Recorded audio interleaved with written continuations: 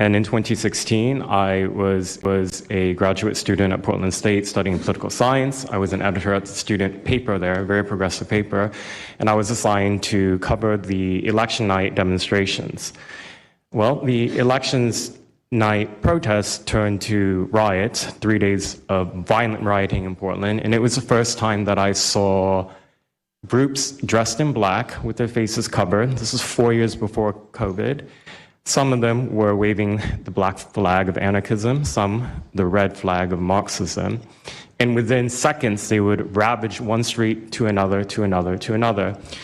And the next day, I would read the legacy media, which I still read at that time and looked forward to, and I looked up to those journalists. And I was really shocked to see that the narrative was that these, in my view, anti-democratic political violence was legitimate acts of protest because people were concerned about racism or all these other lies. And so for the next 4 years, I just continued going out with my video camera. I thought, look, people can ignore what I write because of spin, but videos can quite speak for themselves.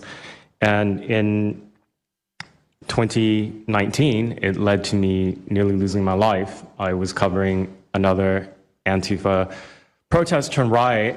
At that point, had been routine in Portland, and then I was ambushed in a mob beating. And I had never been in a fight. I didn't even realize that I was being assaulted until seconds in. And the punches came from everywhere on my head and my face, and I was bleeding out of my eyes and ears, and then they threw all the drinks in my eyes to humiliate me further and to laugh at me. And I was rushed to the hospital in an ambulance and CT scan, and I had subarachnoid hemorrhage, which is bleeding in the brain, and nearly died. And after surviving that, the reporting that I saw in liberal media it seemed to suggest that I had deserved it, because they branded me far right, and some even went so far as to suggest that I maybe faked my injuries. A BuzzFeed reporter asked for my medical records, which I did provide, but this felt so, it's like because I didn't die in that attack, there was another round of people who wanted to finish me off. But I continued, and then 2020, Portland was really the epicenter of the longest political violence.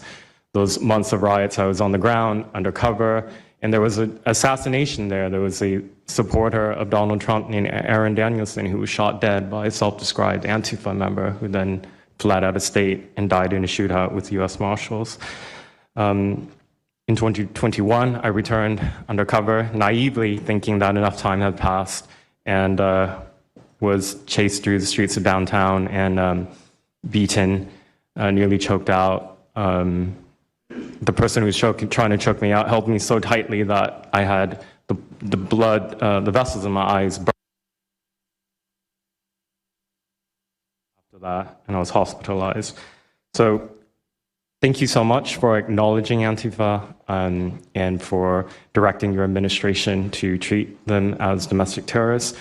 It's going to be really challenging because how they organize is that they are decentralized, autonomous, and they operate on deception. And we're still to this day told that they don't exist, that it's a figment of our imagination. I think the DOJ could look at federal conspiracy charges. The state of California and San Diego County last year broke up an Antifa cell in San Diego.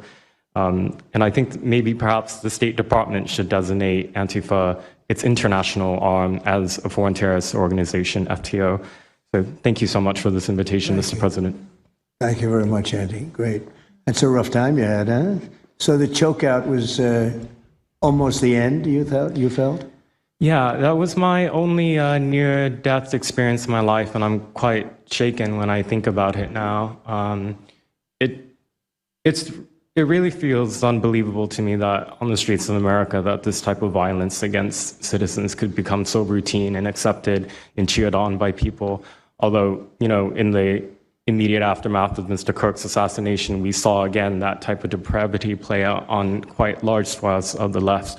So there's there's a deep sickness that's in this country right now, and it pains me a lot to acknowledge it. Yeah, the amazing thing is you look at Portland, and you see fires all over the place. You see fights and, I mean, just violence. It's just so crazy. And then you talk to the governor, and she acts like everything is totally normal. There's nothing wrong. It's almost like, are you waking up from a dream or something? You see it on your network. You see it all over the place. And it's so bad. It's so crazy.